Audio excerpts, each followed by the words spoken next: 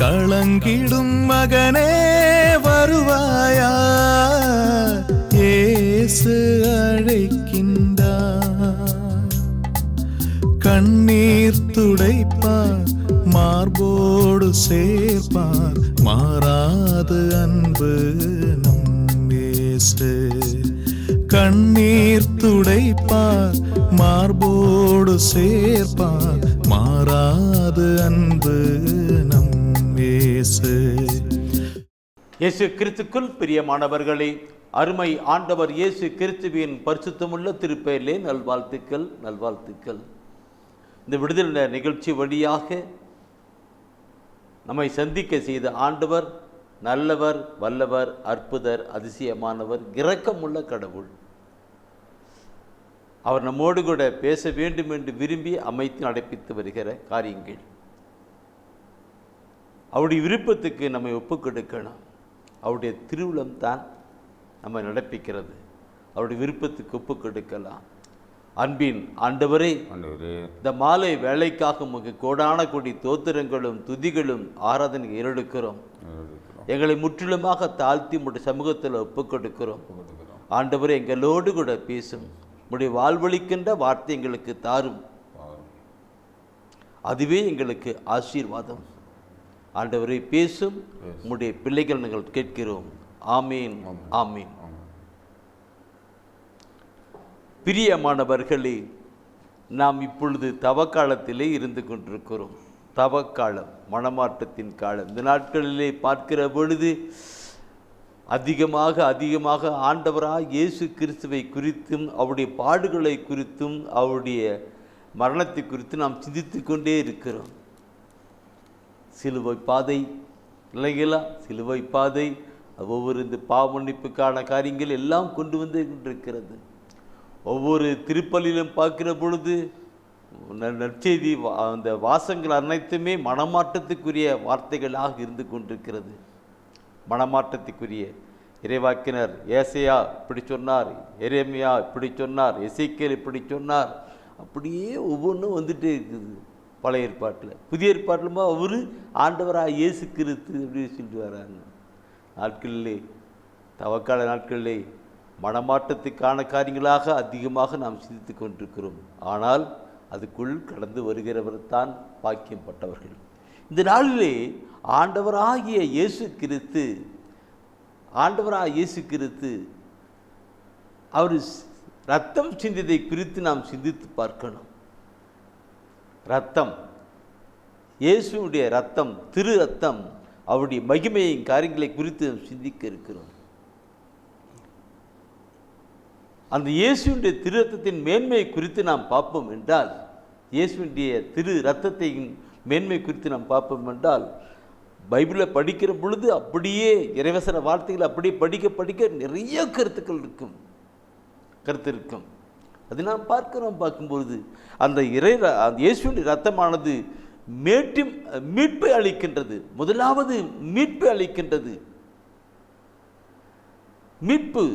இரண்டாவது நாம் பார்க்கும்போது ஒரு தூய்மை, பரிசுத்தத்தை பரிசுத்தப்படுத்துகிறது, அது பாதுகாக்கிறது. அந்த பைபிளை நாம் இறைவசன வார்த்தைகளை படித்து கொண்டு வந்தோன்னா ஒவ்வொன்றும் ஒவ்வொரு வார்த்தைகளும் எப்படிலாம் சொல்லப்பட்டு பாதுகாக்கிறது, பரிசுத்தப்படுத்துகிறது, அவரோடு கூட ஒப்புரவாக்குறது. அந்த ரத்தம் ஒரு உடன்படிக்கை, அக்ரிமெண்ட் கொடுக்கின்ற ஒரு ரத்தம். அந்த இரத்தமானது வெற்றி வாழ்வுக்கு வழி நடத்துகிறது, வெற்றி வாழ்வுக்கு தருகிறது. இதெல்லாம் பைபிள் ஒவ்வொரு வசனம் பண்ணால் அந்த வசனத்தின் ஒவ்வொரு கருத்தையும் சிந்தித்து தியானிப்போம் என்றால் விலகி முடியாது. இந்த நாளிலும் தூய ஆவியானவர் உணர்த்துகின்ற ஒரு சில கருத்துக்களை நாம் அப்படியே சிந்திப்போம். இயேசு கிறிஸ்துவுடைய பாடுகளிலும் அவர் ரத்தம் சிந்ததிலும் மனக்கண் முன் கொண்டு வந்து கடந்து வருவோம். தூய ஆவியிலே கடந்து வரலாம். நாம் செய்தியை கேட்கிற பொழுது இயேசுடைய அந்த ரத்தம் வடிகிறதை மனக்கண் கொண்டு வந்து பார்க்கணும். Oh my God! பிரியமானவர்களே, இயேசுடைய ரத்தம் மீட்பு அளிக்கிறதுன்றதை நான் பார்க்கும் பொழுது மிக முக்கியமான ஒரு கருத்துக்குள் கொண்டு வருகிறேன். மீட்பு அளிக்கிறது அந்த ரத்தம் நான் பார்க்கணும். பழைய ஏற்பாட்டில் பார்க்கிற பொழுது அங்கே இஸ்ரேல் மக்கள் எகிப்தில் அடிமைகளாக இருந்தார்கள். அவர்களுக்கு விடுதலை கொடுக்கிறதுக்கு அங்கே நடக்கப்பட்டது. ஆனால் புதிய ஏற்பாட்டிலே பார்க்கிற பொழுது ஆண்டவராக இயேசு கிறிஸ்து கொடுக்கிற அந்த மீட்பின் காரியங்கள் மிக மிக உயர்ந்ததாக இருக்கிறது. எல்லாரும் பைபிள் எடுத்திருக்கிறீங்க, எடுங்க. முதலாவது நீ பார்க்கணும் இருக்கும் 1 பேதுரு எடுங்க. 1 பேதுருல முதல் அதிகாரத்திலே இருக்கிற 18 and 19 வசனத்தை அப்படி படிங்க. 18, 19 வசனத்தை படித்து பாருங்க. என்ன சொல்லுகிறது? உங்கள் மூதாதையரிடமிருந்து வழி வழியாய் வந்த வீணான நடத்தையினின்று உங்களை விடுவிக்க கொடுக்கப்பட்ட விலை என்னவென்று உங்களுக்கு தெரியும். அது பொன்னும் வெள்ளியும் போன்று அழிவுக்கு உட்பட்டது அல்ல, மாறாக மாசு மறுவற்ற ஆட்டுக்குட்டியை போன்ற கிறிஸ்துவின் உயர் மதிப்புள்ள இரத்தமாகும். உயர் மதிப்புள்ள இரத்தமாகும். அந்த வசனத்தை அப்படியே உட்கார்ந்து சிந்தனை பண்ணி பார்த்தா இந்த உலக நடைமுறை வாழ்க்கையில் எப்படி இருக்கிறது பார்க்கணும் இல்லைங்களா? விலை அந்த விடுவிக்க கொடுக்கப்பட்ட விலை என்னவென்று அது பார்த்த பாருங்க. எனக்கு விலை என்னவென்று உங்களை விடுவிக்க கொடுக்கப்பட்ட விலை என்னவென்று உங்களுக்கு தெரியும். அது பொன்னும் வெள்ளியும் போன்று அழிவுக்கூடிய நினைக்கும். ஒரு பொருள் வாங்குறோம்னாக்க அதுக்கு என்ன விலைன்னு கேட்டுருக்குறோம் இதுக்கு இல்லைங்களா? இதுக்கு இப்போ பொண்ணு வாங்கிறதுக்கே அந்த பவுன் வாங்கிறதுக்கே எவ்வளோ காசு இல்லைங்களா? எவ்வளோ பணம்? இன்றைக்கெல்லாம் நகைலாம் போட்டிருக்கிறேன், அவங்களுக்குலாம் தெரியும். எனக்கெல்லாம் போட்டிருக்கணும். பவுன் விலை அதிகமாக போயிட்டே இருக்குது. இங்கே சொல்லு இருக்குது அதெல்லாம் இல்லை, அது பண்ணுறதில்ல. அதை விட உயர்ந்த தான் விலை உயர்ந்தது தான் ஆட்டுக்குட்டி ஆகிய இயேசு கிறிஸ்துவினுடைய பரிசுத்த ரத்தம். Price the Lord, praise the Lord. இந்த வசனத்தை பார்க்கிற பொழுது என்னை நான் நினைச்சு பார்க்கிறேன். நான் எங்கேயோ எப்படியோ வாழ்ந்து கொண்டிருந்தேன், உலக போக்கிலே வாழ்ந்து கொண்டேன். ஆனால் இயேசு கிறிஸ்து அவருடைய ரத்தத்தை கொடுத்து எனக்கு விலைக்கு வாங்கியிருக்கிறார் என்றால் எப்படி? நான் பாவத்தின் அடிமைத்தனத்திலே பிசாசுடைய அங்கத்திலே வாழ்ந்து கொண்டிருக்கிற பொழுது இயேசு ஆண்டவர் விலை கொடுக்கிறார். விலை உயர்ந்த அவருடைய ரத்தத்தை கொடுத்து வாங்குகிறார்.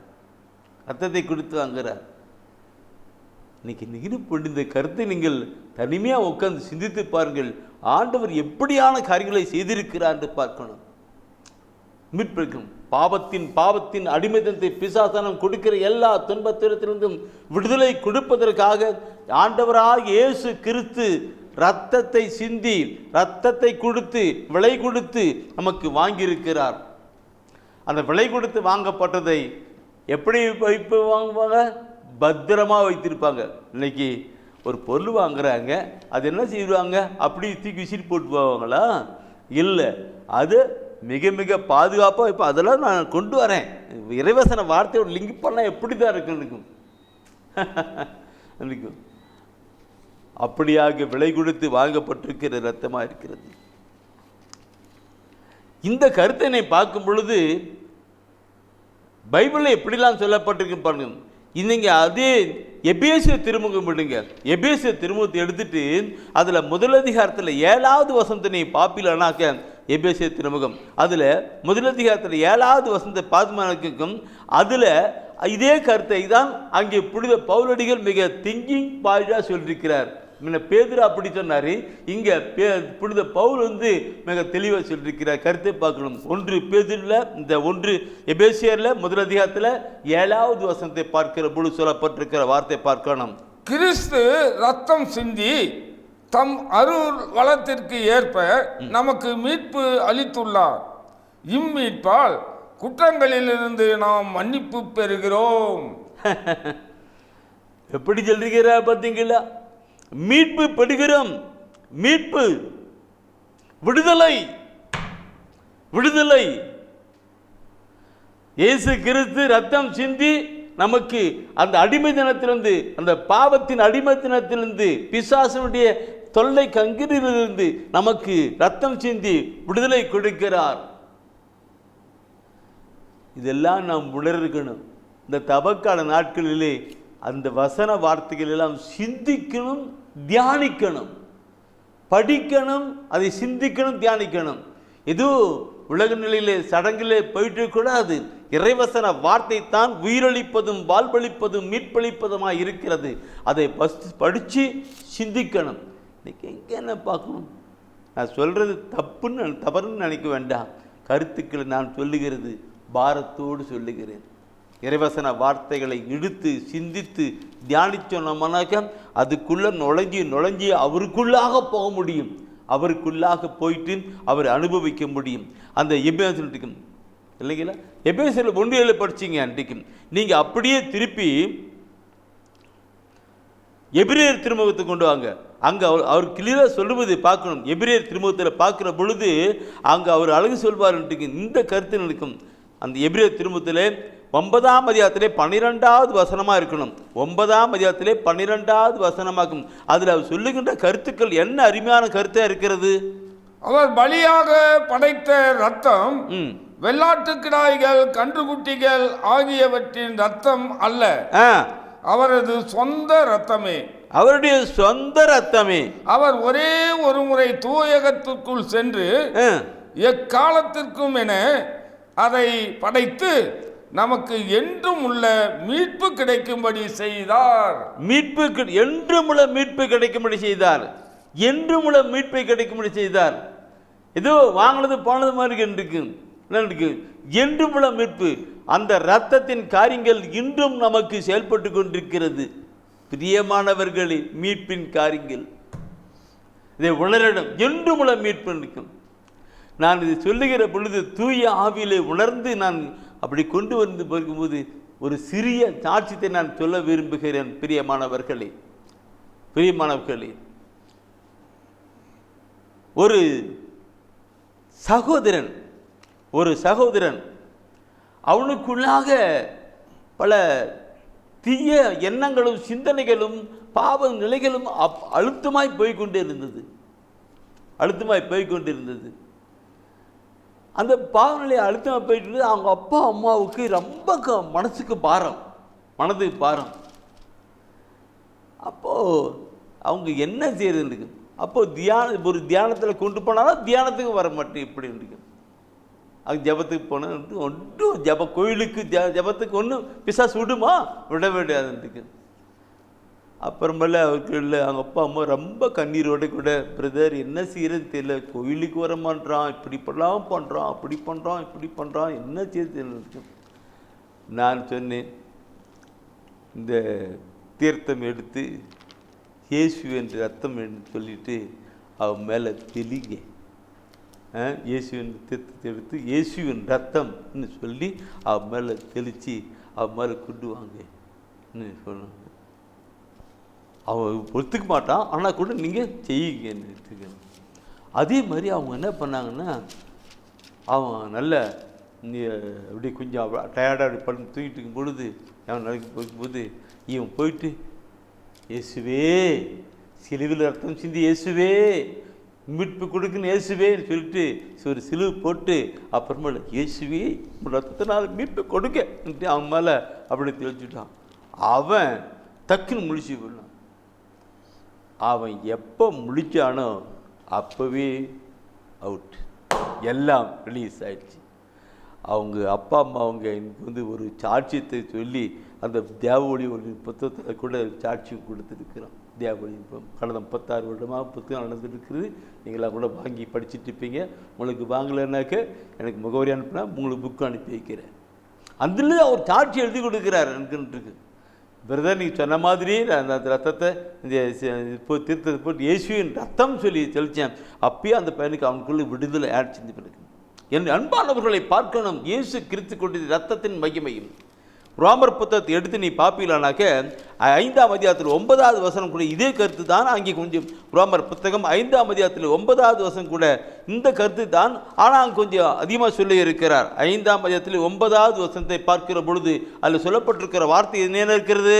இப்பொழுது நாம் கிறிஸ்துவின் ரத்தத்தினால் கடவுளுக்கு ஏற்புடையவர்களாகி அவர் வழியாய் தண்டனையிலிருந்து தப்பி மீட்பு பெறுவோம் என மிக உறுதியாய் நம்பலாமன்றோ. நம்பலாமல்லோ? நான் இதுதான் முன்னாடி சாட்சியம் சொன்னேன். நம்பலாமல்லோ இல்லைங்களா? மீட்பு பெறுவோம் இருக்கு. என் அன்பானவர்களை வசன வார்த்தைகளை படித்து சிந்தித்து தியானிக்கிற பொழுதுதான் அந்த உள்ள அடக்கங்களுக்குள் தூய ஆவிக்குள் ஓடி கடந்து போக முடியும். இந்த விவிலியத்தை அனைத்தும் எழுதப்பட்டது தூய ஆவினாலே ஏவப்பட்டு எழுதப்பட்டது. தூய ஆவினாலே ஏவப்பட்டு எழுதப்பட்டது. அதை தூய ஆவியின் துணை கொண்டு போகிற பொழுது அளவான கருத்துக்குள்ளாக நம்மளை இட்டு இட்டு கடந்து போய்கொண்டே இருக்கும். இயேசு கிறிஸ்துவினுடைய பரிசுத்த ரத்தம் நமக்கு மீட்பளிக்கிறதாக இருக்கிறது. Price the Lord. சரி, அந்த ஒரு கருத்தண்டை பண்ண அந்த தம்பி இப்படி ஆச்சு அதுக்கு மீட்பு கொடுங்கன்னு அந்த கருத்து இருக்கு. அடுத்தது அந்த தம்பி தவறாமல் கோயிலுக்கெல்லாம் போக ஆரம்பித்தான், பைபிள் படிக்க ஆரம்பித்தான். அவனுடைய வாழ்க்கை முற்றிலுமாய் மாறப்பட்டது. அவனுடைய வாழ்க்கை தீமைக்கு ஏன்னாக்க இயேசுடைய ரத்தம் தூய்மை ஆக்குகிற ரத்தம். இயேசுடைய ரத்தம் தூய்மையாக்கும் ரத்தம். இந்த வசன வார்த்தைகளை பார்க்கிற பொழுது என் அன்பானவர்களே நான் ஒன்று சொல்லணும் சொல்லி தூயா நடத்துகிறேன். Holy spirit of Jesus, holy spirit of Jesus. இந்த லேவியர் புத்தகம் எடுங்க. எனக்கு இந்த லேவியர் புத்தகத்தில் பார்க்கும் பொழுது அந்த ஒரு கருத்து ரொம்ப தூயா நடத்துகிறார். லேவியர் புத்தகத்தில் 17ஆம் அதிகாரத்தில் 11வது வசனம் நினைக்கிறேன். அதில் அது சொல்லப்பட்டிருக்கிற வார்த்தை பார்க்கணும். எனக்கு நடக்கும். உடலின் உயிர் குருதியில் உள்ளது, அதனை நான் உங்களுக்கு பலிபீடத்தின் மேல் உங்கள் உயிருக்கென பாவக்கழுவாய் செய்யும்படி ஆணையிட்டேன். ஏனெனில் அது உயிருக்கான பாவக்கழுவாய் நிறைவேற்றும் குருதி. இல்லைங்களா? அந்த பார்க்கணும் சொல்லப்பட்டிருக்கு. அந்த வசன வார்த்தையை பார்க்கணும்.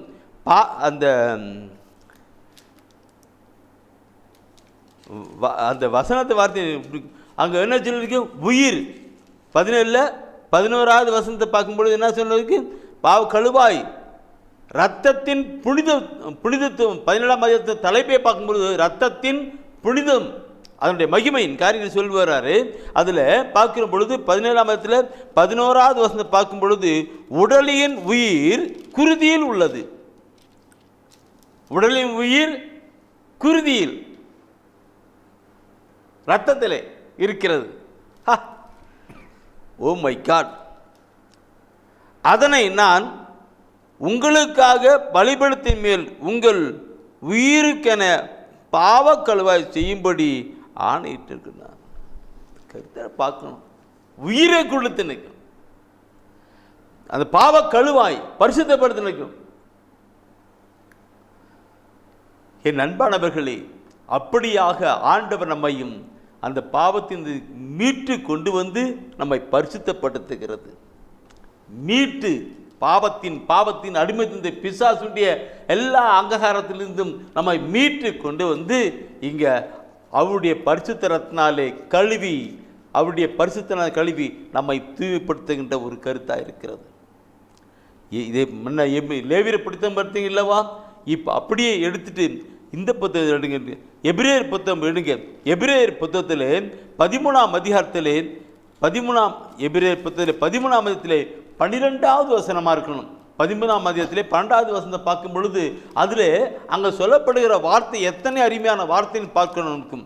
இயேசுவும் தம் சொந்த இரத்தத்தால் மக்களை தூயவராக்க நகர வாயிலுக்கு வெளியே துன்புற்றார். நகர வாயிலுக்கு கொண்டார். பிரியமானவர்களே, இன்னைக்கு நாம் சிலுவை பாதையை செஞ்சுக்கிட்டு இருக்கிறோம். சிலுவை பாதையில் பிலாத்தின் அரண்மனையிலிருந்து அவர் கபாலஸ்தலம் வரைக்கும் அவர் போயிட்டு இருக்கிறார். அவர் போகும்போது அவர் ரத்தம் சிந்திக்கிட்டு போக வேண்டிய ஒரு நிலை. என்ன அடிக்கிறாங்க, ரத்தம் பீறிட்டு வருகிறது. அவருடைய உடம்பெல்லாம் ஏறி விழுவது போல இருக்குது. அப்போ அப்படி சிலுவையை தூக்கிட்டு போகும்போது அப்படி என்ன ரத்தம் சொட்டு சொட்டு சொட்டு போயிட்டே இருக்கிறது. அந்த இரத்தத்தின் காரியங்களுக்குள்ள நாம் போகிற பொழுது நம்முடைய வாழ்க்கை பரிசுத்தத்தின் காரியங்களாக இருக்கிறது என்று நாங்கள் அந்த எபிரேயரில் படிச்சிருந்தானே அந்த கருத்துக்களை நீங்கள் சொல்ல போன எப்படி இருக்கும் வசன வார்த்தைகள். அதே எபிரேயரில் 9ஆம் அதிகாரத்தை நீங்கள் பார்ப்பேனாக்க 9ஆம் அதிகாரத்தில் பார்க்கும்போதுனாக்க அந்த 20, 21, 22 அந்த 20, 21, 22 வசனத்தை நீங்கள் பார்க்குற பொழுது அந்த எல்லா வசனம் எடுத்திருக்கிறீங்க, எல்லாம் பைபிள் எடுத்திருக்கிறீங்க. நான் சொல்ல இருக்கும் அதில் 20, 9ஆம் அதிகாரத்தில் 20, 21, 22 அந்த வசனத்தில் அந்த எல்லாம் குறிச்சிக்கிட்டீங்களா? அந்த 22வது வசனத்தை நீங்கள் படிக்க போகலாம். என்ன படிக்க போகலாம்? உண்மையில் திரு சட்டத்தின்படி ஏறக்குறைய எல்லாமே இரத்தத்தினால் தூய்மையாக்கப்படுகின்றன. ரத்தம் சிந்துதல் இன்றி பாவ மன்னிப்பு இல்லை. ரத்தம் சிந்துதல் இன்றி பாவ மன்னிப்பு இல்லை. அங்குதான் பரிசுத்தம், அங்கேதான் பரிசுத்தம் தூய்மைக்கு கொண்டு வருகிறது. அங்குதான் ரத்தம் சிந்தினா. அதனால்தான் இயேசு ஆண்டவர் அங்கே கல்வாரி மலையிலே ரத்தம் சிந்தி போய்கிட்டே இருக்கிறார். எல்லா உலகத்தை மீட்புக்காக அவர் ரத்தம் சிந்தி கொண்டு போய்கொண்டிருக்கிறார். என் அன்பானவர்களின் நான் முன்ன சொன்ன ஒரு சாட்சியம், அந்த சகோதரன் தம்பி நான் இருக்கும் இப்படிலாம் இருந்த மீட்பு கொண்டு வந்தது இருக்கும். அப்புறமேல அந்த இயேசுவின் ரத்தம் மீட்பு அடைந்தது. அப்புறமேல அவன் ஆலயத்துக்கு செல்வதும் ஆண்டவரோடு கூட இணைந்து பைபிள் படிக்கிறதும் திருப்பலியில் கடந்து வரவும் செயல்பட்டான். இந்த நாளிலும் இந்த செய்தியை கேட்டுக்கொண்டிருக்கிற நாம் ஒவ்வொருவரும் சிந்தித்து பார்க்கணும். இந்த தவக்கால நாட்களிலே ஆட்டுக்குட்டியாகிய இயேசு கிறிஸ்துவினுடைய பரிசுத்த ரத்தம் என் நம்மேலே விழுந்து நம்மை பரிசுத்தப்படுத்த வேண்டும் என்று நாம் ஒப்பு கொடுத்து நாம் கடந்து வரணும். பிரியமாகுள்ளே ஏதோ நிலையிலே உணரல, உள்ளத்தின் ஆழத்திலே அவனுக்கும் அந்த ரத்தம் என்ன படிச்சிருந்தானே, அந்த ரத்தம் என்றென்றும் மீட்பு அளிக்கிறதா இருக்கிறது என்று படித்தோம். என்றென்று மீட்பளிக்கிறதா இருக்கும்.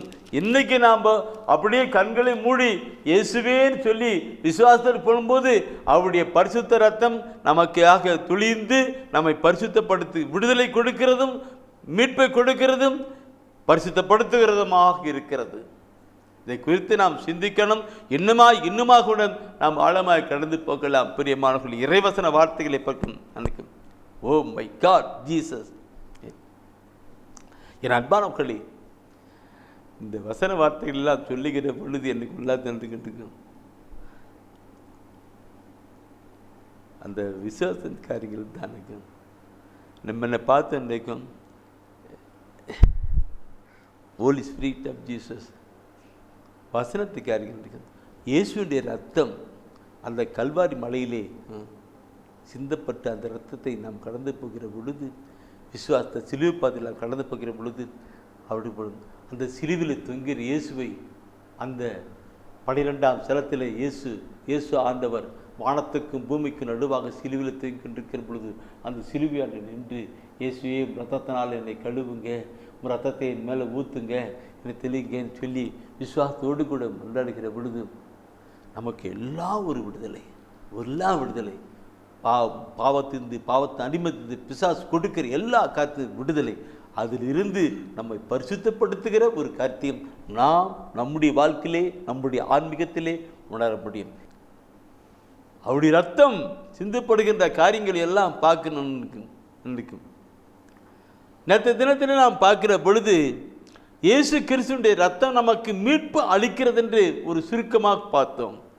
அது மாத்திரமல்ல, அது ரத்தத்தை கொடுத்து மீட்பு அளிக்கிறது பண்ண, அடுத்தது பரிசுத்தப்படுத்துகிறதுன்னு பார்த்தோம், தூய்மைப்படுத்துகிறதுன்னு.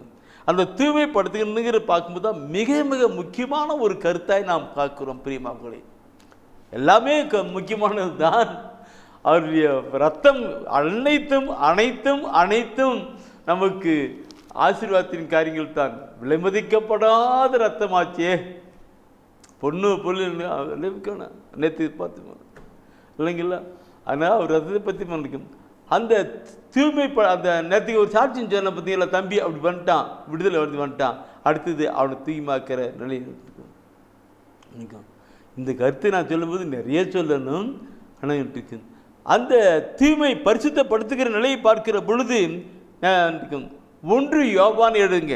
1 யோவான்லே நீங்கள் நேற்றுக்கு பார்த்துங்க, அந்த வசனத்தை அப்படியே கொண்டு வரும். தூய்மையாக்கிற பரிசுத்தப்படுத்துகிற ரத்தத்துக்கு 1 யோவான்லே 1 அதிகாரத்திலே 7வது வசனம் ஒரு அருமையான ஒரு கருத்தில் யோவான் அழுக்கம் சொல்லிட்டு இருப்பார். அதாவது இயேசுவோடு கூட்டியிருந்த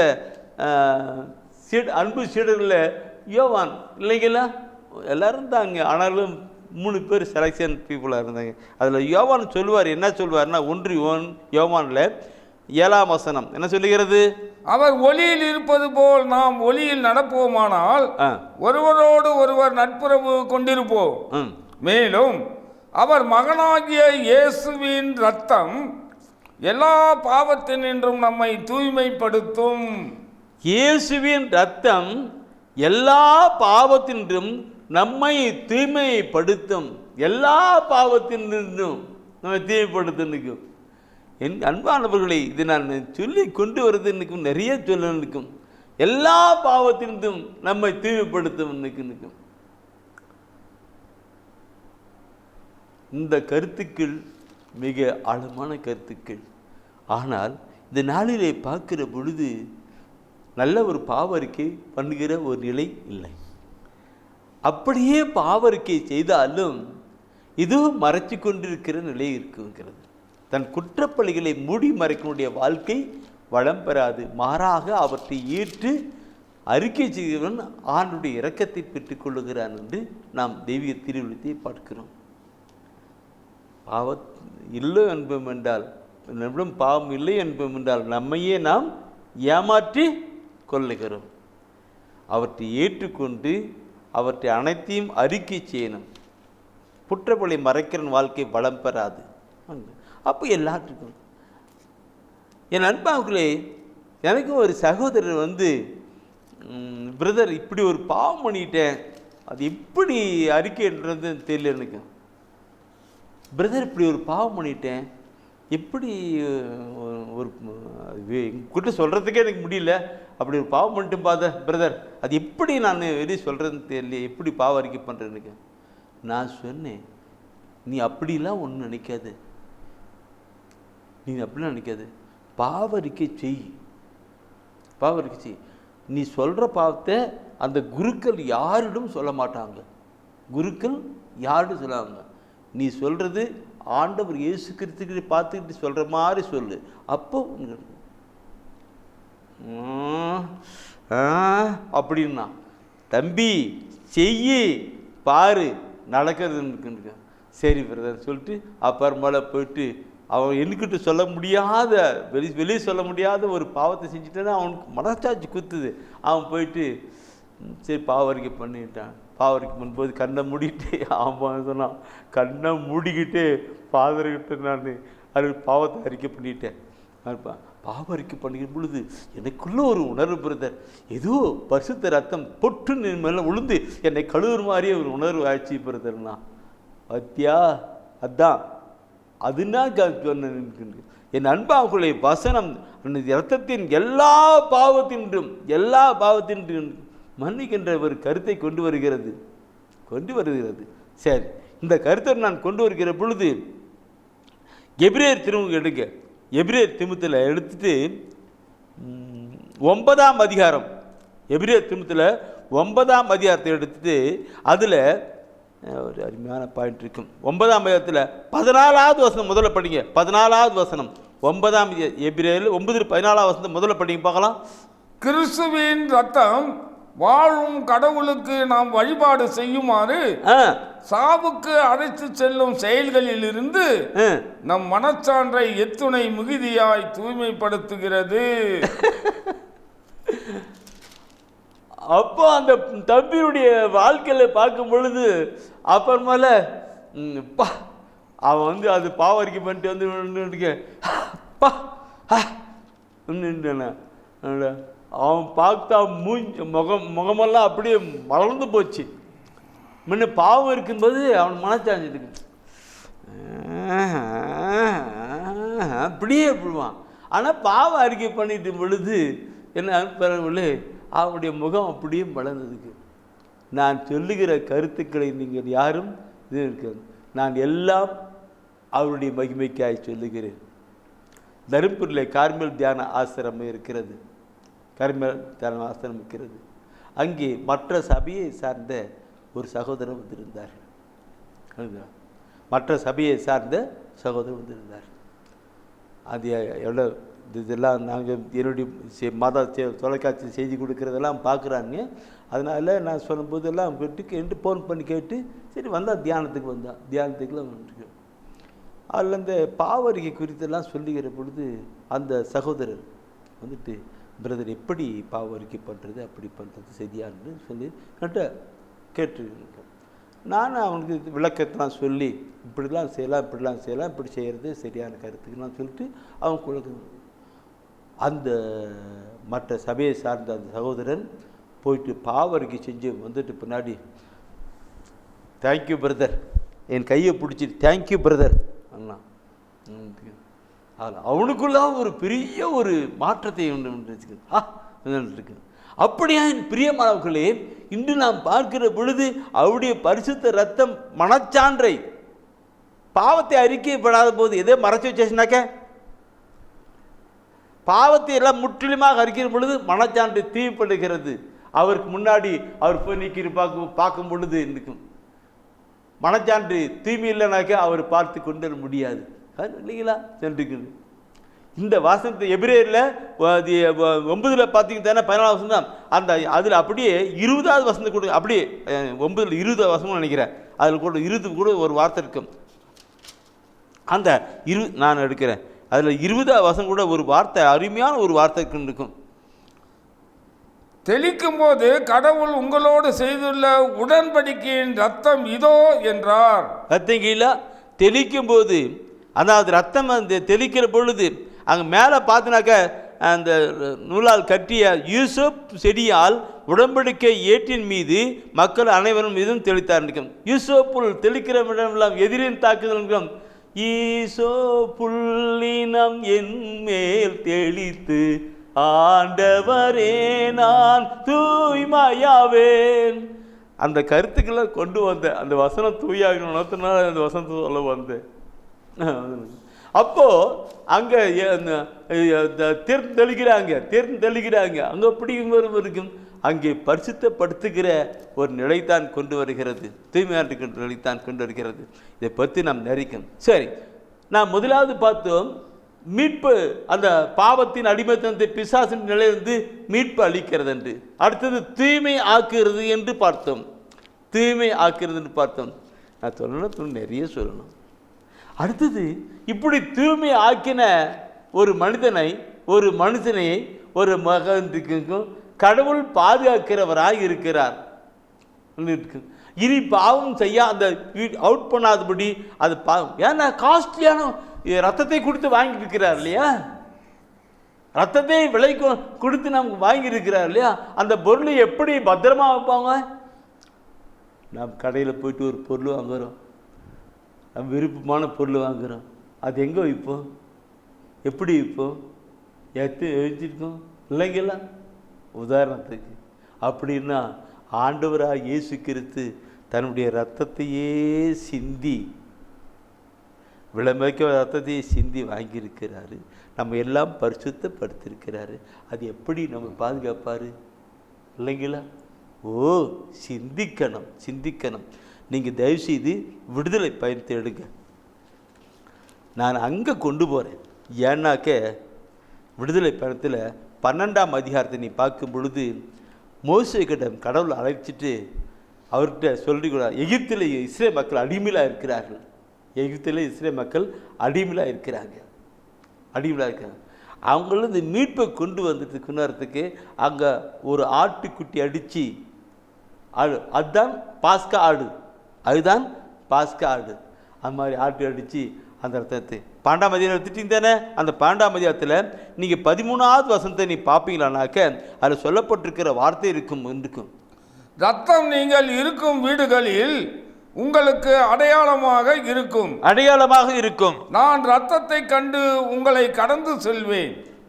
எகிப்து நாட்டில் நான் அவர்களை சாகடிக்கும் போது கொல்லும் கொள்ளை நோய் எதுவும் உங்கள் மேல் வராது. என்ன அந்த வீட்டுடைய அருகால் மேல அந்த ரத்தம் அடையாளம். அது பார்த்தோன்னா ரத்தத்தை பார்த்த உடனே ஓ இது இஸ்ரேல் மக்களுடைய வீடு சொல்லிட்டு அவுட், வேற போயிடுவோம்.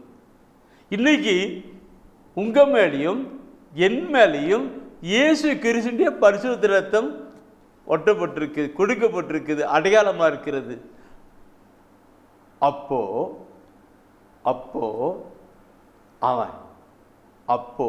அவன் வருவானா, வந்து போவானா? முடியாது. ரத்த கோட்டை, ரத்தம் ஜெயமாய் கொடுக்கிறது, அடையாளமாய் இருக்கிறது. எந்த வசனத்தை பார்க்கிற பொழுது எப்படி இருக்கிறது? பாதுகாப்பு ரத்தமா இருக்கிறதுக்கு. என் அன்பானவர்களே, இந்த வார்த்தை நான் சொல்லுகிற பொழுது ஆண்டு இஸ்ரேல் மக்கள் எகிப்திலிருந்து கொண்டு வருவதற்காக அங்கே ஆட்டை அடித்து அந்த ரத்தத்தை எடுத்து, அது பாஸ்கா ஆட்டுன்னு கொண்டு வந்திருக்குன்னு அந்த ரத்தத்தை எடுத்து வீட்டு மேலே வச்சான், அடையாளமாக இருந்து. அந்த அழிவின் வருவான், எகிப்து வீடா இஸ்ரேல் வீடா, எகிப்து வீடா இஸ்ரேல் வீடா பார்த்து இஸ்ரேல் மக்களுக்கு அந்த வீட்டுக்கு பாதுகாப்பு கொடுத்தாரு. அடுத்த விட அழிச்சு வடை எல்லாத்துக்கும் தூள் கல்பன்னு சொல்லிட்டு கொண்டு போனார். இந்த மாதிரி இன்றும் கடவுள் நேற்றும் இன்றும் என்றும் மாறாதவராக இருக்கிறார். அன்று இஸ்ரேல் மக்கள் எகிப்திலே கொண்டு போட்டு, இன்று ஆண்டவராக இயேசு கிறிஸ்து தன் விலமதிக்கப்படாத உன்னதமான ரத்தத்தை கொடுத்து நமக்கு மீட்பளித்திருக்கிறவர். எப்படி பாதுகாப்பார்? சிந்திக்கணும். என் அன்பானவர்களே, நான் இது சொல்லுகிற பொழுது தூயான் உணர்த்தர ஒரு சிறிய சாட்சியத்தை நான் சொல்ல விரும்புகிறேன். ஒரு குடும்பத்தார் சந்திக்க வந்தார்கள். அவங்க வீட்டில் ஏதோ கொஞ்சம் பிரச்சனை, மற்றவங்க ஏதாவது யாராவது செஞ்சுருப்பாங்களா, பிள்ளைச்சொன்னி பண்ணியிருப்பாங்களா, மற்றவங்க செஞ்சுருப்பான்னு அது அவங்களுக்குள்ள ஒரு உள்ளுணர்வுகள் பல நிலையில் இருந்தாங்க. அதில் வந்தார்கள், கேட்டார்கள், பிரதர் இந்த மாதிரி தான் இருக்கிறது பிரதர், நிறைய பிரச்சனை அடிக்கடியே பல மேலே வந்துட்டு இருக்குது. நான் சொன்னேன், நல்ல பாவசியத்தினை பண்ணீங்களான்னு கேட்டேன். பிரதர் கோயிலெலாம் பாரு நல்ல பாவசியத்தை பண்ணிருக்கேன். பாவசிங்கத்தினை பண்ணிட்டீங்க, ரைட், ஓகே, டிக், ஓகே, அதாவது பாவசியம் பண்ணிட்டீங்க. ரெண்டாவது, நீங்கள் வீட்டுக்குலாம் நல்லா ஜெபம் பண்ணுவீங்களான்னு. ஜெபம் பண்ணுறேன் பிரதர். பின்ன ஏன் உங்களுக்கு இப்படி கஷ்டம் இருக்குதுன்னு நல்லா தெரிஞ்சுக்கணும்னு சொல்லிட்டு சில வசனம் எடுத்து இந்த வசனத்தெல்லாம் சொல்லி அவனை படிக்க சொன்னான். இந்த வசனத்தெல்லாம் நம்ம சொல்கிறப்பட்ட வசனத்தெல்லாம் எடுத்து படிக்க சொன்னான். அவங்க அப்படியே எடுத்து, நான் உட்காந்துட்டு இருந்தேன், அவங்க முன்னாடி 2 பேர் அப்படியே உட்காந்துட்டுருக்குறாங்க. இது படித்தாங்க. படிக்கும்போதே அவங்க கண்ணில் அப்படியே அழுகிறாங்க. ஏன்? மறை உண்மைகளை கொண்டு போகல, அன்பிட்டு கண்டு அவங்க நினைச்சு. நான் சொன்னேன், இயேசு அன்னைக்கு விடுதலை ஆகிட்டு அது ரத்தம் அடையாளமாக இருந்துச்சு. இன்னைக்கு உங்கள் வீட்டில் அது மாதிரி ரத்தம் அடையாளமாக இருந்தால் பிசாசு வருவானா, செயல்படுவானான்னு சொல்லி அவங்களுக்கு சொல்லிட்டு, யாக்கோப்பே இஸ்ரவேலே உனக்கு எதிரான மந்திரம் இல்லை, குறி சொல்லுதலும் இல்லை சொல்லப்பட்டிருக்கிறது. எப்படி கொஞ்சம் வசனம் சொல்லி நான் போயிட்டு சொன்னேன். போயிட்டு நல்ல ஒரு தீர்த்தம் எடுத்து ஜெபம் பண்ணி எண்ணெய் எடுத்து வீட்டு அருகாலில் போட்டு இயேசுவின் ரத்தம் ஜெயம் போடுங்க. என் அன்பானவர்களே, அன்று அந்த நாளிலிருந்து அவர்கள் அந்த விடுதலை பெற்றவர்களாக கலந்து செயல்பட்டார்கள். இன்றும் ஆசீர்வாதத்தை கொண்டு இருக்கிறார். இப்போ கூட தொலைக்காட்சியில் கூட பார்த்து சிரிச்சிட்டு இருக்கிறாங்க. பார்க்கணும். நான் சொன்னேன், உங்களை பற்றி தான் நான் பேச போகிறேன்னு சொன்ன பற்றி அவனுக்கும் அது அப்போ அவனுக்கு கேட்டாங்க. என்ன பிரியமானவர்களே, கொண்டு வரணும். இயேசு கிறிஸ்துடைய பரிசுத்த ரத்தத்தின் காரியங்கள் பாதுகாப்பாக இருக்கிறது. பிசாசனை வர முடியாது. முதலாவது மீட்பு, இரண்டாவது தூய்மையாக்குதல், மூணாவது நமக்கு அந்த பாதுகாப்பு கொடுக்கிறது. இதை குறித்து நான் நிறைய சொல்லலாம். நான் தூய உணர்த்தப்பட்ட ஒரு வார்த்தை சொல்லுகிறேன். ரோமர் புத்தகம் எடுங்க, ரோமர் புத்தகம் எடுங்க. அதில் 5ஆம் அதிகாரத்திலே 9வது வசனம் ஒரு கருத்து சொல்லப்பட்டிருக்கும். இப்பொழுது நாம் கிறிஸ்துவின் இரத்தத்தினால் கடவுளுக்கு ஏற்புடையவர்களாகி அவர் வழியாய் தண்டனையிலிருந்து தப்பி மீட்பு பெறுவோம் என மிக உறுதியாய் நம்பலாம் என்றோ. சகோதரர் படிக்கும் பொழுது உணர்வோடு கூட படிக்கிறார். ஏன்னா அந்த வசன வார்த்தைகள் அப்படிப்பட்ட வசன வார்த்தைகளாக இருக்கிறது. என் அன்பானவர்களை பார்க்கும், நாம் கிறிஸ்துவின் இரத்தத்தினால் கடவுளுக்கு ஏற்புடையவர்களாக, கடவுளுடைய மக்களாக, கடவுளுடைய பிள்ளைகளாக ஏற்புடையவர்களாக மாக்கப்பட்டிருக்கிறபடினாலே அந்த நிலை வந்துக்கு நமக்கு காரியங்களை கொடுக்கிறது அல்லவான்னு சொல்லப்பட்டிருக்கிறது. பாதுகாப்பு பார்க்கணும், பார்க்கணும். நமக்கு பரிந்து பாதுகாக்கிற அர்த்தமாக்கிறது. Praise the Lord, praise the Lord. இந்த அடையாளம்னு சொன்னது இல்லை, ரத்தத்தின் அடையாளம்னு சொன்னது இல்லை. இந்த ரத்தத்தின் அடையாளம் சொல்லும்போது தூயான் உணர்த்துறாரு வேற ஒன்று. அந்த ரத்தம் பாதுகாக்கிறதுக்கு மட்டுமல்ல, பாதுகாக்கிறது ரத்தம் மட்டும் இல்லை, பரிந்து பேசுறதுக்கும் அந்த ரத்தம் தான். பரிந்து பேசுறதுக்கும் அந்த ரத்தம் தான். இந்த பரிந்து பேசுகிற அர்த்தம் சொல்லும்போது தொடக்க நூலில் பார்ப்போம்னாக்க ஒரு கரிம சொல்லப்பட்டிருக்கும். காயின் ஆபேல், காயின் ஆபேல் அந்த சம்பவம் உங்களுக்கு தெரியும் இல்லைங்களா? காயின் ஆபேல், அந்த காயினுக்கு அவங்க ஒன்று ஆபேலை இது பண்ணிட்டான். அவனா அவனுடைய ரத்தம் இருக்கும். தொடக்க நூல், தொடக்க நூல், தொடக்க நூல், தொடக்க நூலில் 4ஆம் அதிகாரம், 4ஆம் அதிகாரம், 4ஆம் அதிகாரத்தில் 10வது வசனத்தை பாருங்க, என்ன சொல்லுகிறது? அதற்கு ஆண்டவர், நீ என்ன செய்து விட்டாய்? உன் சகோதரனின் ரத்தத்தின் குரல் மண்ணிலிருந்து என்னை நோக்கி கதறி கொண்டிருக்கிறது. கதறி கொண்டிருக்கிறது. உன் சகோதரனுடைய ரத்தம் என்னை நோக்கி கதறி கொண்டிருக்கிறதுன்னு சொல்றார். கதறி கொண்டு அப்படின்னா இன்னைக்கு நமக்காக ரத்தம் சிந்தி மீட்டு கொண்டு வந்து நம்மை பரிசுத்தப்படுத்தி பாதுகாக்கிறவுடைய ரத்தம் எப்படி பரிந்து பேசும் இல்லைங்களா? அதை நினச்சிக்கணும், பார்க்கணுக்கு நிறைய சொல்லணும். பிரிய மாணவர்களே, பைபிள் இருக்குன்னு இன்னைக்கு ரத்தம் என் மேலே அவருடைய இயேசு கிறிஸ்து ரத்தம் இருக்குனால அன்னைக்கு ஆபேல் ரத்தமே பரிந்து பேசினாக்க எனக்குள்ள இயேசுவின் ரத்தம், கழுவப்பட்ட ரத்தம், விலை கொடுத்து வாங்கி கழுவப்பட்ட ரத்தம், அந்த ரத்தம் எனக்காக எப்படி பரிந்து பேசும்? மேலே எபிரேயர் திருமுகத்தில் 12ஆம் அதிகாரத்தில் பார்க்கிற பொழுது 24வது வசனமாக இருக்கணும். 12:24 அதில் சொல்லப்பட்டிருக்கிறது பாருங்க. புதியதோர் உடன்படிக்கையின் இணைப்பாளராகிய இயேசுவின் முன்னிலையிலும் நிற்கிறீர்கள். ஆபேலின் இரத்தத்தை போலன்றி சிறந்த முறையில் குரல் எழுப்பும் இயேசுவின் இரத்தத்தினால் தெளிக்கப்பட்டிருக்கிறீர்கள். பிரியமானவர்களே, எல்லாம் பைபிள் எடுத்திருக்கிறீங்க, வசனத்தெல்லாம் குடிக்கிறீங்க, அப்படியே படிக்கிறீங்க. சகோதரர் படிக்கிற பொழுது நீங்களும் அப்படியே பிடிச்சிருக்கிறீங்க. என்ன சொல்லுகிறது? அந்த இரத்தம் நமக்காய் பரிந்து பேசுகிறது என்று.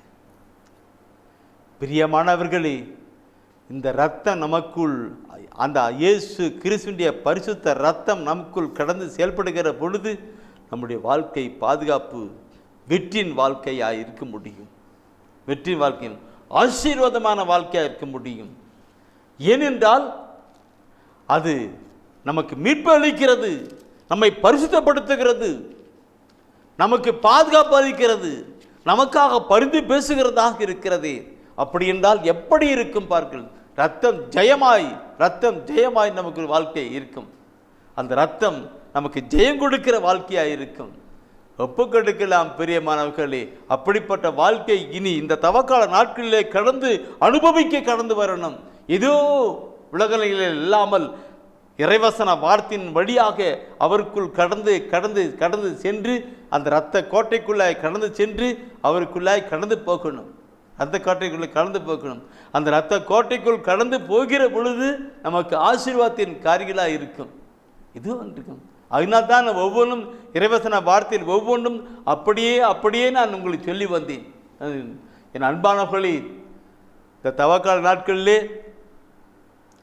இந்த இறைவசன வார்த்தைகளை இயேசு கிறிஸ்துவின் இரத்தத்தை குறித்து சொல்ல வேண்டும் என்று தூய ஆவியானவர் உணர்த்தித்தான் இந்த வசன வார்த்தைகளை சொல்லுகிறேன். அவர் என்னென்ன வசன வார்த்தைகளை எடுக்க சொல்கிறாரோ அதெல்லாம் சொல்லியிருக்கிறேன். அந்த வசன வார்த்தைகளை ஒவ்வொரு நினைத்து பாருங்கள், சிந்தித்து பாருங்கள், தியானித்து பாருங்கள். அந்த இரத்தத்தினுடைய மகிமையுள்ள ஆசீர்வாதங்கள் நம்முடைய வாழ்க்கையில கடந்து அனுபவிக்கணும். அந்த அனுபவிக்கிறது தான் இந்த நாளிலே கருத்துக்கள். இயேசு கிறிஸ்துடைய பரிசு நிலை விண்ணகத்திலே இருக்கிறது. அன்பான தந்தை நமக்காக தன் ஒரே மகனாகிய இயேசு கிறிஸ்துவை அனுப்பினார். உலகின் பாவங்களை போக்குகிற தேவ ஆட்டுக்குட்டியாக அனுப்பினார். அவர் நமக்காக அடிக்கப்பட்டார், கிழிக்கப்பட்டார், காயப்பட்டார், இரத்தம் சிந்தினார். பிலாத்தின் அரண்மனை முதல் கபாலஸ்தலம் வரை இரத்தம் சிந்தி கடந்து போனது. அந்த இரத்தத்தினுடைய மகிமையெல்லாம் நமக்காய் கடந்து வருவது. அது சில தூய ஆவியாளர் உணர்த்துகின்ற வழியிலே அதை நான் உங்களோடு கூட பகிர்ந்து கொண்டு வருகிறேன். முதலாவது பார்க்கிற பொழுது அது மீட்பளிக்கிற ரத்தம் என்று பார்த்தோம். முதலாவது இயேசு கிறிஸ்துவின் ரத்தம் மீட்பு அளிக்கிறது. பாவத்தின் அடிமத்தனத்தை பிசாசின் நிலையிலிருந்து மீட்பளிக்கிறது என்று பார்த்தோம். அதுக்கு உண்டான வசனத்தை பார்த்தோம். இரண்டாவது நான் பார்க்கிற பொழுது அந்த ரத்தம் நம்மை தூய்மைப்படுத்துகிறது. ரெண்டாவது மீட்பளிச்சு கொண்டாந்து தூய்மைப்படுத்துகிறது, பரிசுத்தப்படுத்துகிறது பார்த்தோம். மூன்றாவது நான் பார்க்கிற பொழுது அது நமக்கு பாதுகாப்பு கொடுக்கிறதாக இருக்கிறது. ஒவ்வொரு வசனம் பார்க்கிறதுக்கு. அது மாத்திரமல்ல என் அன்பானவர்களே, நான் நேற்றுக்கு சொன்னேன் இல்லைங்களா, ஆபேல் ரத்தம் அங்கே பேசுதுனாக்க நம்முடைய அருமை ஆண்டவர் இயேசுவின் ரத்தம் எப்படி வந்து பேசுறதுக்கும் இல்லைங்களா? அதை நேற்று தினத்தில் பார்த்து கொண்டிருக்கும். எபிரேயர் திரும்பத்தை நாம் படித்தோம். எபிரேயர் திரும்பத்தை நாம் படிக்கும்போது அவருடைய ஆபேல் ரத்தம் தொலைஞ்சு போகிறது போல இயேசு கிறிஸ்துவின் ரத்தம் நமக்காய் பறித்து பேசிருக்கும். என் அன்பானவர்கள், இந்த பாவ சங்கீதத்தை பற்றி நான் சொன்னேன். இந்த பாவ மன்னிப்பை பற்றி, பாவ சங்கீதத்தினா ரத்தம் கழுவுகிறது, அதை பற்றி சொன்னேன். அப்போது நான் ஏற்கனவே கூட சொல்லியிருக்கிறேன், இயேசுவின் ரத்தம் சொற்றுன்னு அங்கே உழுது தலைமையில் உழுது நிற்கும். சிலுவையாண்டை வச்சு நாம் பாவருக்கு அந்த சிலுவை நின்று அந்த சிலுவை அடியிலிருந்து, ஆண்டவரே நான் பாவம் பண்ணிட்டேன், ஆண்டவரே இப்படி தப்பு பண்ணிட்டேன், ஆண்டவரே இவர் தவறு பண்ணிட்டேன், ஆண்டவரே இது தெரியாம நம்ம சொல்லி பாவத்தின் பண்ணும்போது அவருடைய ரத்தம் சொட்டுன்னு நம்ம விழும். அந்த ரத்தத்தின் காரியங்கள் தான் நமக்கு பரிந்து பேசுகிறதாக இருக்கிறது. அந்த ரத்தம் முன்ன சொல்லப்பட்ட அத்தனைக்குள்ளும் வந்து பரிந்து பேசுகிறதா இருக்கிறது. நீங்கள் இது பசந்தை பார்க்கும் பொழுது இயேசு ஆண்டவர் சிலுவிலே தன்னை அந்த சிலுவிலே அவர் தொங்கிற பொழுது, வானத்துக்கும் பூமிக்கும் நடுவாக சிலுவிலே தொங்கிற பொழுது அவர் சிலுவிலே 7 வார்த்தைகளை சொல்லியிருக்கிறார். நீங்கள் லூக்காஸில் 23 பார்த்தா தெரியும். அதை உங்களுக்கு படித்து சொல்ல தேவையில்ல, நாட சுத்தமாக சொல்கிறேன். 7 வார்த்தை சொல்லியிருக்கிறார். அவர் தந்தையை நோக்கி, பிதாவை நோக்கி, இங்கே கீழே அடிக்கப்பட்டவர்கள், கிழிக்கப்பட்டவர்கள், காயப்படுத்தினவர்கள், துப்பனவர்கள், எதிராக பேசின பல மக்கள் பல நிலையில் இருக்கிற நிலை அந்த கூட்டு வருது. அவர் வானத்தில் இருக்கிறது, தந்தையே இவர்கள் செய்வது என்னதென்று தெரியாமல் செய்கிறார்கள், இவர்களை மன்னியும். மேலே பார்த்து கீழே பார்த்து ஒரு வார்த்தை, எனக்கு அந்த உணர்வுகள் பார்க்கணும். தந்தையே, இவர்கள் செய்வது என்னதென்று தெரியாமல் செய்கிறார்கள், இவர்களை மன்னியுனே. அப்படின்னா அந்த ஆபேல் ரத்தம் பரிந்து பேசுதுன்னு இயேசுவின் ரத்தம் பரிந்து பேசுனா, என்னைக்கு அந்த ரத்தம் என் மேலே விழுந்த ரத்தம் எப்படி பரிந்து பேசும்? தெரியாமல் செஞ்சிட்டான், விடுங்க என்று இந்த ரத்தம், இங்கே இருக்கிற ரத்தம் பரிந்து பேசிக்கிட்டே இருக்கும். பார்க்கணும். Price the Lord. சரி, இந்த ரத்தம் பரிந்து பேசுகின்றது. சிலுவிலே அவர் ரத்தம் சிந்திக்கு அதனால் வானத்துக்கு சொல்லிருக்க அந்த பரிந்து பேசுறது இல்லை, அந்த ரத்தம் தான் ஒப்புரவாக்குறது, விண்ணகத்துக்கும் மண்ணகத்துக்கும் இடையே ஒப்புரவாக்குறதாக இருக்கிறது. ஒப்புரவாக்குறது. ஏன்னா வானத்துக்கும் பூமிக்கும் நடுவாக சிலுவையில் தொங்குகிறார். நான் அடிக்கடி இந்த பாவத்தை பற்றி சொல்லுகிற பொழுது சொல்லுவேன். இந்த ஏசாயாபத்தில் 59ஆம் அதிகாரத்தில் 1-2 வசனம் சொல்லுவாங்க, உங்களை ஆசீர்வதிக்க முடியாதபடி ஆண்டுடைய கைகள் குறுகி விடவில்லை, உங்கள் ஜெபத்தை கேட்கக்கூடாதபடி ஆண்டுடைய ஆடுகள் செவிடுமாயிடவில்லை, மாறாக உங்கள் பாவங்களும் உங்களுடைய அக்கிரமங்களும் உங்களுடைய தீச்சலுமே ஆண்டவருக்கும் உங்களுக்கும் இடையே பிளவை உண்டு பண்ணியது என்று நான் சொல்லியிருக்கிறேன், கேட்டிருக்கிறீங்க. இந்த நாளிலும் கொண்டு வாங்க. அப்போ இயேசு கிறிஸ்து 3 ஆண்கள் அடிக்கப்பட்டு உயர்த்தப்படுகிறார். வானத்துக்கும் பூமிக்கும் நடுவாக சிலுவையிலே அவர் தொங்கிக் கொண்டிருக்கிறார். முன்ன பார்த்தோன்னா உங்கள் ஜெபத்தை உங்களை ஆசிரிக்க முடியாத ஆண்டு கையில் குறுகி விடவில்லை, உங்கள் ஜெபத்தை கேட்க முடியாத ஆண்டு குறுகி விடவில்லை, உங்கள் பாவங்களே அவருக்கு உங்களுக்கும் தடையாக இருக்குன்னு சொன்னார். அந்த இடத்துல தான் இயேசு ஆண்டவர் சிலுவிலே அந்த இடத்தை கொடுத்து கொண்டு வராங்க. எப்போ இருக்கும், நாம் எப்போ இயேசு கிறிஸ்து நாம் ஏற்று கடந்து வருகிறோமோ அந்த நடக்கும். கொலோசியர் புத்தகத்தை எடுங்க. கொலோசியர் புத்தகத்தை எடுத்து முதல் அதிகாரத்தில் 20வது வசனத்தில் சொல்லப்படுகிற வார்த்தையை பார்க்கணும். கொலோசியர் புத்தகம் முதல் அதிகாரம் 20வது வசனம். சிலுவையில் இயேசு சிந்திய இரத்தத்தால் அமைதியை நிலைநாட்டவும் விண்ணில் உள்ளவை மண்ணில் உள்ளவை அனைத்தையும் அவர் வழி தம்மோடு ஒப்புரவாக்கவும் கடவுள் திருவுளம் கொண்டார். இல்லைங்களா? கடவுள் திருவுளம் கொண்டார். ஒப்புரவாகும்படி கடவுள் திருவுளம் கொண்டார். இந்த கருத்தை சிந்திக்கிறது தான் நான் அந்த வார்த்தையை சென்னை கொண்டார். ஏதோ சிலுவை பாதையில் போயிட்டு இருக்கும்.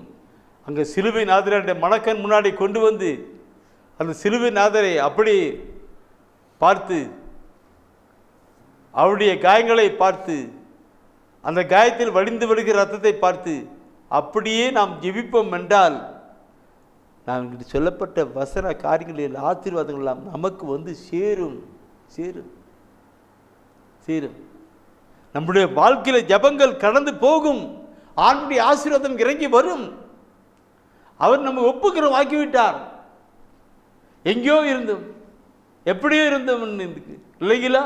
இந்த எங்கே இருந்தோம் எப்படி இருந்தோம் சொல்லுகிற வார்த்தையை பார்க்கும் பொழுது எனக்கு இந்த குறிச்சிக்கிட்டுங்க, படிக்க வேண்டாம்.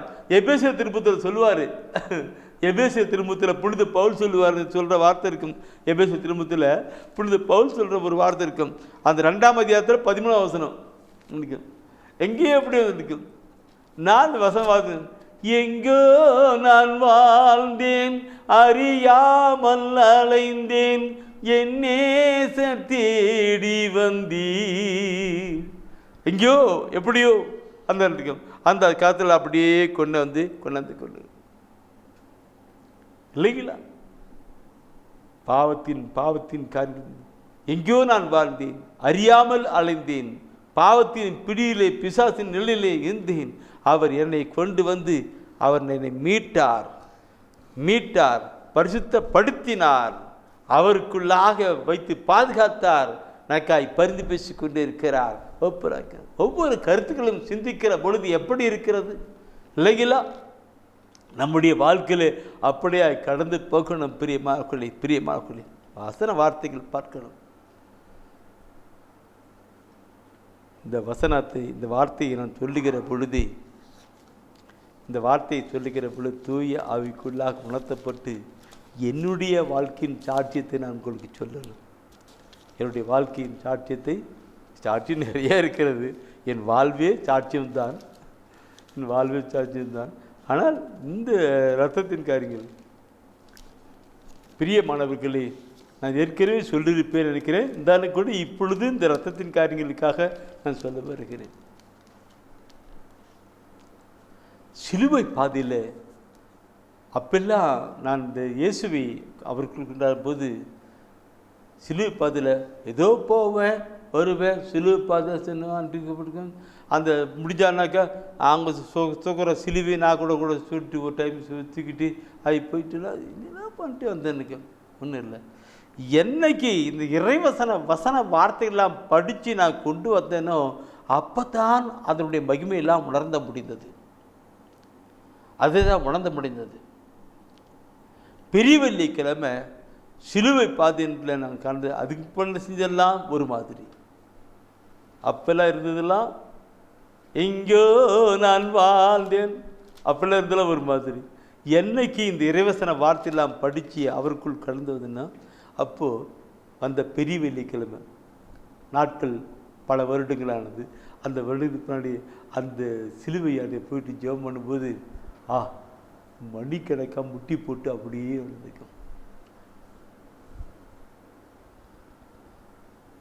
எல்லாரும் பார்க்குறாங்க, என்ன இவர் இப்படி எழுதிட்டு, யாரும் டிஸ்டர்ப் பண்ணவே இல்லை.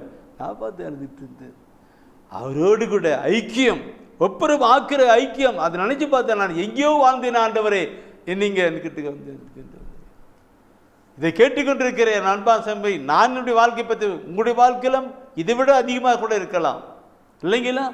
நாம் இந்த தவக்கால நாட்களிலே ஆண்டவர்களே இறந்து கண்டு வரணும். சரி, இதை கொண்டு வருகின்றேன். நீங்கள் முன்ன படிச்சுன்னு தான் இருக்கும். இந்த அந்த ஒப்புரவாக்குறதுன்னு பார்க்கும் பொழுது இன்றைக்கு நான் இன்னொரு கருத்து நான் சொல்லு தூயாவின் உணர்த்துகிறார். யோபான் வச்சது எடுங்க. யோபான் வச்சது எடுத்துட்டு யோபான் 6ஆம் அதிகாரத்தில் அது 54, 55, 50 அப்படியே வசனம் தான் உள்ள இருக்கும். என் உடலை உண்டு ரசத்தை குடிக்கிறவர்கள் அதில் இப்படி பண்ணிருக்கும். அதில் ஒரு வார்த்தை எனக்கு இருக்கும், ஒரு வார்த்தை எனக்கு தூயா உணர்த்துறாரு இருக்கும். 56ஆம் வசனம் படிங்க. எனது சதையை உண்டு எனது ரத்தத்தை குடிப்போர் என்னோடு இணைந்திருப்பர், நானும் அவர்களோடு இணைந்திருப்பேன். ஓ மை காட், என்ன சொல்றீங்க இல்லைங்களா? அவரோடு இணைந்திருப்பேன். நம்ம ஏதோ கோயிலுக்கு போனோம், திருப்பலி வாங்கிட்டு நான் நம்ம வாங்கிட்டு வந்ததுன்னா இல்லை எனக்கு இல்லை. அவர் நம்மோடு இணைந்திருக்கிறார்ன்ற கருத்தை கொண்டும்போது இன்னும் எங்கெங்கேயோ போயிட்டே இருக்குது. இங்கே விட்டுருக்கு. நீங்கள் பார்க்கணும் பிரியமாவங்களே, என்றும் எப்பொழுதும் உங்களோடு கூட இருக்கும்படி மற்றொரு துணையாளனை உங்களுக்கு அனுப்புவேன் இயேசு சொன்னார். யோவான் 14ஆம் அதிகாரத்தில் 24. என்றும் எப்பொழுதும் உங்களோடு கூட இருக்கும்படி மற்றொரு துணையாளர் உங்களுக்கு அனுப்புவேன் சொன்னார். சிந்தனைக்கு கொண்டு வருகிறேன். இயேசு ஆண்டவர் சிலுவையில் இருக்கிறார். அங்கே விழாவில் குத்தப்படுகிற பொழுது நீங்கள் அந்த யோவான் தான் அந்த சொல்லப்பட்டிருக்கும். அதில் 19ஆம் அதிகாரத்தில் 24ஆம் வசனம் நினைக்கிறோம், குறிச்சிக்கிடுங்க, அப்புறம் படித்து பாருங்கள். 19ல் 24 வசனம் இருக்கும். அதில் என்ன சொல்லப்பட்டிருக்குன்னா, குத்துறாங்க. விழாவை குத்தும் பொழுது அங்கே ரத்தமும் தண்ணீரும் பீரிட்டு வருகிறது. ரத்தம் என்பது அவரோடு கூட ஜாயிண்டிங், அவரோடு கூட இணைக்கின்றது ரத்தம். தூய ஆவி, அந்த தண்ணீர் என்பது தூய ஆவி குறிக்கிறது. 19ல் 34வது 19ல் இப்போ எடுத்துங்க படிங்க. எனக்கு தூயான் 19ல் 34ஆம் வசனம் படிச்சு பாருங்க. சொல்லுகிறது, படை வீரர்கள் ஒருவர் இயேசுவின் விழாவை ஈட்டியால் குத்தினார். உடனே ரத்தமும் தண்ணீரும் வடிந்தன. அந்த சிலுவிலே தொங்கிற அந்த இயேசு கிறிஸ்துவினுடைய விழாவிலிருந்து இரத்தமும் தண்ணீரும் வடிந்தன. இரத்தம் என்பது நம்மை பரிசுத்தப்படுத்துகிற நிலை, பரிசுத்தப்படுத்துகிற நிலை இல்லைங்களா? தண்ணீர் என்பது தூய ஆவி, அன்று எப்பொழுது நம்மோடு கூட இருந்து நம்ம நடத்துகின்ற நிலை. சிந்திப்போம் என்றால், தூய ஆவிக்குள் சிந்திப்போம் என்றால் ரொம்ப ஆழமான கருத்துக்குள்ளே கொண்டு போய் கொண்டே இருக்கும். அவருடைய மகிமையின் காரியங்களை கலந்து பார்க்கணும் இருக்கும். என் அன்பார்களே, இந்த நிலை எப்படி? இறைவசன வார்த்தைகளை படிக்க படிக்க படிக்க படிக்க அவருடைய ஆழமான கருத்துக்குள் தூய ஆவிக்குள்ள நுழைந்து படிக்கிற பொழுது நமக்கு இருக்கும் இல்லைங்களா? கேட்டுக்கொண்டிருக்கிற நீங்கள் நிறைய சகோதர சகோதரினோடு கூட தொடர்பு கொண்டு சொல்லுவாங்க, மாத தொலைக்காட்சியில் உங்கள் செய்தியை நான் தவறாமல் பார்க்குறேன், கேட்குறேன், நல்லா எழுதி வைக்கிறேன், எழுதி வச்சிட்ருக்கிறேன்னு சொல்லுவாங்க. நீங்கள் மட்டுமல்ல, மற்ற சபையை சேர்ந்தவர்களும் அதை கட்டு இருக்கிறோம். அந்த சில கடந்த மாதத்தில் கூட இந்த செய்தியை வெளியிடுவதற்கு அவர்கள் காணிக்கையை தந்திருக்கிறார், பண உதவியை செய்திருக்கிறார்கள், செய்தி எழுதுவதற்கு பண உதவியை செய்திருக்கிறார்கள். நாங்கள் ஆனாலும் கூட கடவுள் ஆண்டவர் தானே செய்து கொண்டிருக்கிறார். மற்ற சபையாரை பண உதவி செய்து காணிக்கை கொடுத்து செய்தி கொடுங்க, உங்கள் செய்தியை நான் பாடுவது தான் இருக்கேன். எல்லா துதிகன மகிமையும் அருமை ஆண்டவருக்கு பார்க்கிறோம். இயேசுவின் ரத்தத்தை பற்றி நான் சொன்னேன், அப்படியே உடம்பெல்லாம் ஒரு மாதிரி ஆகுது, உள்ள தூய ஆவிக்குள்ள கொண்டு போகிறது. சரி, ஒவ்வொரு ஸ்டெப்பாக பார்த்தோம். அடுத்த ஒரு ஸ்டெப், இந்த நிலை என்றும் எப்போதும் இருக்கிற ஒரு நிலை, என்றும் எப்பொழுதும் இருக்கிற ஒரு நிலை. அதுதான் நம்ம யோவானில் சொல்லப்பட்ட இந்த நிலை, உடலை உண்டு ரத்தத்தை கொண்டிக்கிறோம் அப்படி உண்டு வந்தால, இது என்றும் எப்பொழுதும் இருக்கிற ஒரு நிலை. நீங்கள் வந்து பார்க்கிற பொழுது என் பிரியமானவர்களே, என்று எப்பொழுதும் நினைக்கும்.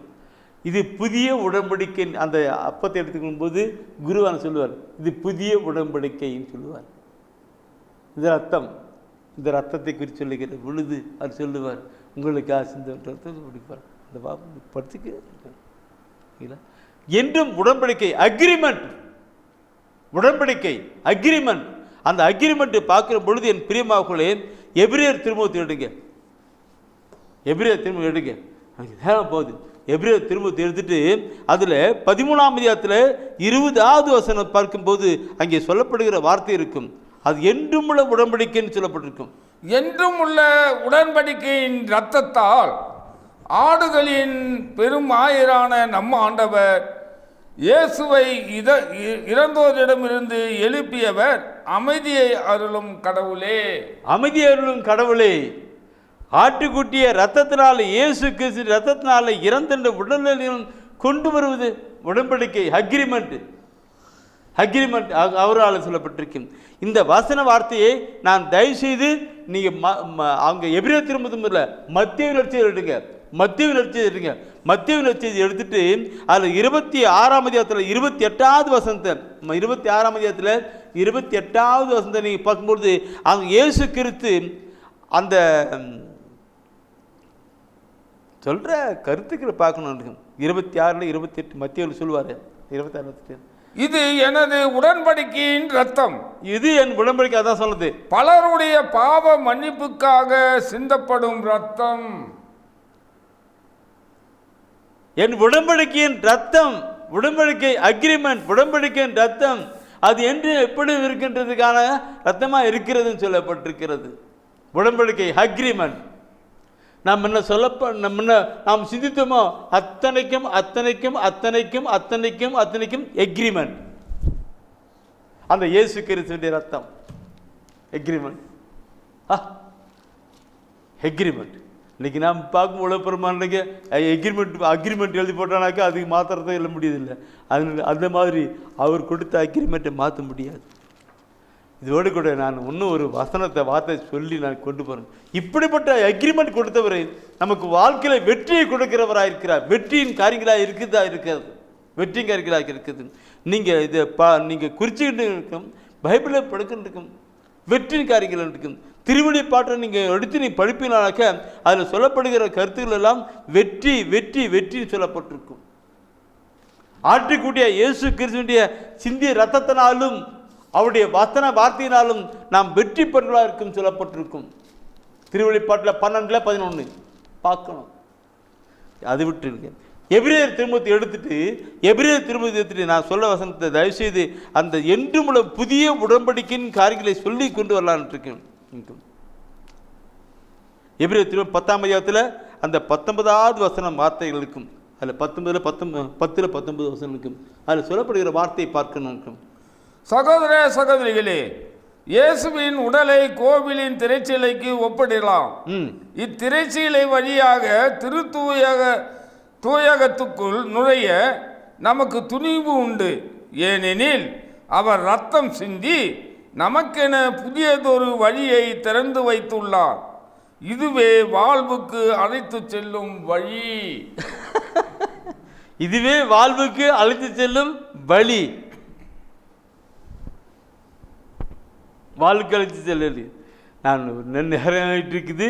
நான் இன்னும் தூயாவுக்குள்ள ஒரே ஒரு வசனத்தை திருவெளிப்பாட்டில் 7ஆம் அதிகாரத்தில் 14வது வசனம் மென்ன படிச்சு திருவெளிப்பாட்டில் 11 படிச்சிங்கன்னு பார்த்தீங்கன்னா இந்த 7ஆம் அதிகாரத்தில் 14வது வசனத்தை படிச்சுட்டு நாம் ஜெபத்துக்குள்ளே கடந்து போகலாம். பிரியமானவர்களே, நான் அவரிடம், என் தலைவரே, அது உமக்கு தெரியும் என்றேன்.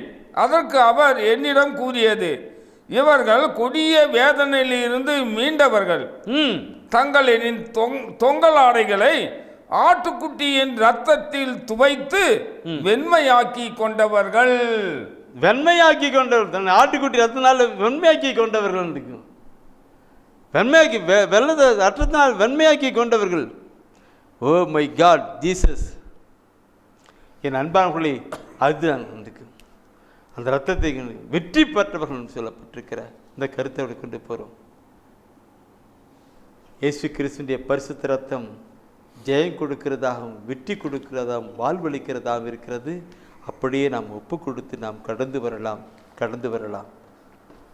வாதை உந்தன் கூடாரத்தை அணுகாது மகனே, பொல்லாப்பு நேரிடது மகளே.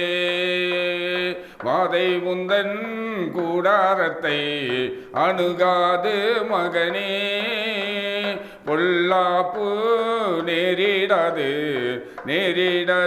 மகளே. உன்னதமான கர்த்தரையே உறைவிடமாக்கி கொண்டாய், அடைக்கலமாம் ஆண்டவரை ஆதாயமாக்கி கொண்டாய். வாதை உந்தன் கூடாரத்தை அணுகாது மகனே, பொல்லாப்பு நேரிடது மகனே. ஆட்டுக்குட்டி ரத்தத்தினால் சாத்தானை ஜெயித்து விட்டோம். ஆட்டுக்குட்டி ரத்தத்தினால் சாத்தானை ஜெயித்து விட்டோம். ஆவி உண்டு, வசனம் உண்டு, அன்றாடம் வெற்றி உண்டு. நமக்கு ஆவி உண்டு, வசனம் உண்டு, அன்றாடம் வெற்றி உண்டு. வாதை உந்தன் கூடாரத்தை அணுகாது மகனே, பொல்லாப்பு நேரிடது மகளே. ஆண்டவரே, ஆட்டுக்குட்டி சிந்திய ரத்தத்தினாலும்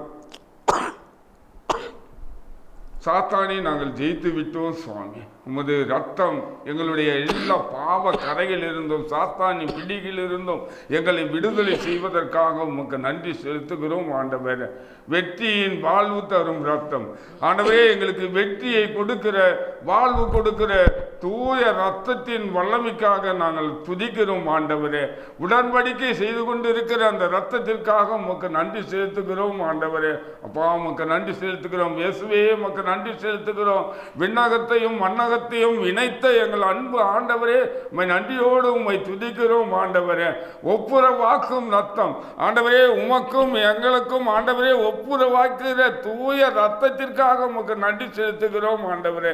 இயேசுவே உமக்கு நன்றி, தெய்வமே உமக்கு நன்றி, உங்களுடைய ரத்தத்தின் வல்லமைக்காக உமக்கு ஸ்தோத்திரம் ஆண்டவரே. ஆண்டவரே இயேசுவே உமக்கு நன்றி செலுத்துகிறோம் ஆண்டவரே. எங்களுக்காக சிந்திய திரு ரத்தத்தின் மேன்மைக்காக உமக்கு நன்றி செலுத்துகிறோம் ஆண்டவரே. ஆண்டவரே, இதோ இந்த இறை செய்தியை கேட்டுக் கொண்டிருக்கிற ஒவ்வொருவரையும் ஆசீர்வதியும் ஆண்டவரே. ஆண்டவரே, முதல் பரிசுத்தமுள்ள ரத்தம் ஒவ்வொருவரையும் கழுவி தூய்மைப்படுத்துவதற்காக உமக்கு நன்றி. இந்த தவக்கால நாட்களிலே ஆண்டவரே இயேசுவே செய்கின்ற எல்லா தப முயற்சிகளையும் நீர் ஆசீர்வாதமாக மாற்றி கொடுக்கும்படியாய் ஜெபிக்கிறோம் ஆண்டவரே. இதோ இந்த இறை செய்தியை கேட்டுக்கொண்டிருக்கிற ஒவ்வொரு குடும்பத்தின் மேலும் ஆண்டவரே உமது பரிசுத்தமுள்ள ரத்தம் கோட்டையாக இருந்து பாதுகாக்கட்டும் ஆண்டவரே. இயேசுவே உமக்கு நன்றி, தெய்வமே உமக்கு நன்றி. எங்களுக்காக உமது சிந்திய திரு ரத்தத்திற்காக உமக்கு நன்றி செலுத்துகிறோம் ஆண்டவரே. ஆண்டவரே, இப்பொழுதே ஆண்டவரே இதோ இந்த இறை செய்தியை பார்த்து கொண்டு இருக்கிற ஒவ்வொரு மேலும் ஆண்டவரே உச்சந்தமிழ் உள்ளங்கால் வரை எல்லாம் உம்முடைய திரு ரத்தம் ஆண்டவரே சுகப்படுத்தி கொண்டிருப்பதற்காக உமக்கு நன்றி ஆண்டவரே. மருத்துவமனையிலே படுக்கையா இருக்கிற ஒவ்வொரு மேலும் ஆண்டவரே உமது ரத்தத்தின் வல்லமை இறங்கட்டும் ஆண்டவரே. இயேசுவே உமக்கு நன்றி, தெய்வமே உமக்கு நன்றி, ஆண்டவரே உமக்கு நன்றி. நீர் சிந்திய திரு ரத்தத்திற்காக உமக்கு நன்றி செலுத்துகிறோம் ஆண்டவரே. அப்பா, எங்களுக்கு வருகிற எல்லா பாடுகளையும் ஆண்டவரே துன்பங்களையும் ஆண்டவரே உமது கரங்களிலே ஒப்பு கொடுக்கிறோம் ஆண்டவரே. இயேசுவே நீர் ஆசீர்வதியும். துன்பமெல்லாம் இன்பமாக மாறும் என்று சொன்னவரே, எல்லா துன்பங்களையும் இன்பமாக மாற்றுகிற கிருபைக்காய் உமக்கு நன்றி ஆண்டவரே.